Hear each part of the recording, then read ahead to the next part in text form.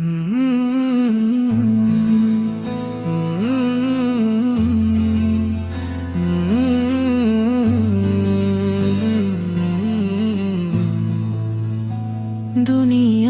রঙিন মেলায় ছিল এক ধনী যুবক, টাকা ছিল, সুখ ছিল, তবু হৃদয় ছিল শূন্য। হাসি মুখে সবার সাথে গল্প করতো সে, কিন্তু রাত গভীর হলে একা একা কাঁদতো।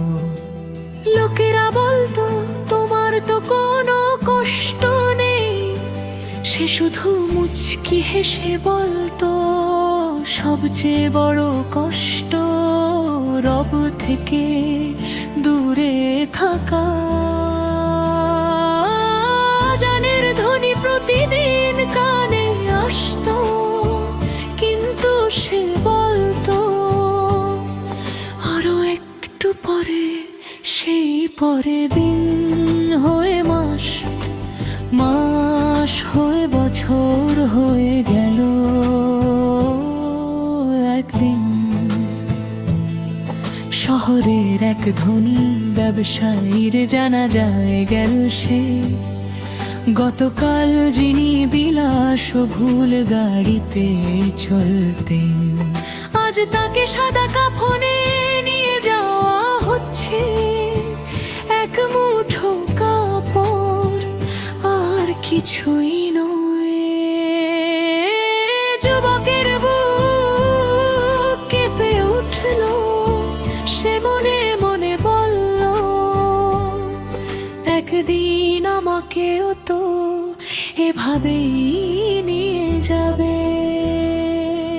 সেই রাতেই সে নিজের বিশাল বাড়িতে ফিরে ঘুমাতে পারল না।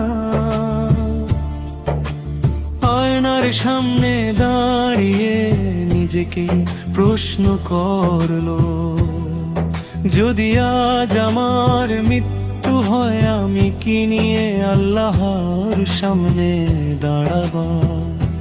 কোনো উত্তর পেল না। শুধু চোখ থেকে অশ্রু ঝরতে লাগলো। ভোরে আজান হলো।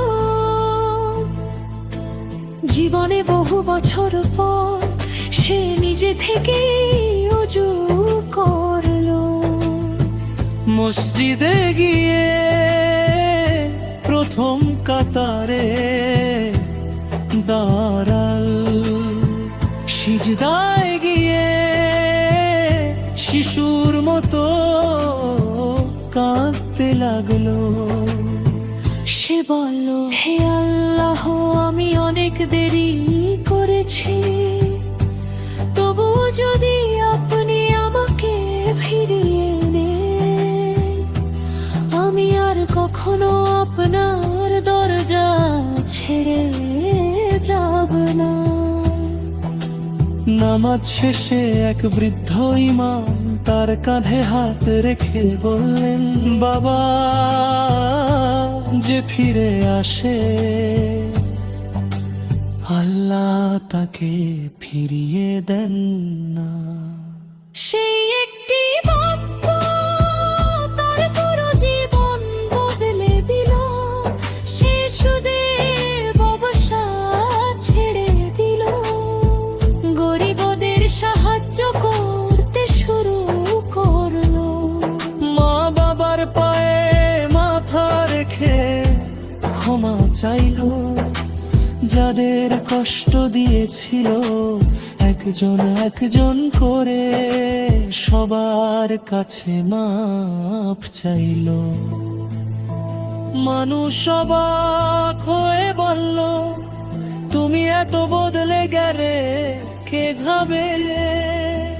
যুবক হাসলো, মৃত্যুর কথা মনে বললে অহংকার বেঁচে থাকে না। কবরের কথা মনে পড়লে গুনাহ ভালো লাগে না। আল্লাহর রহমতের কথা মনে পড়লে হৃদয় আবার বাঁচতে শেখে।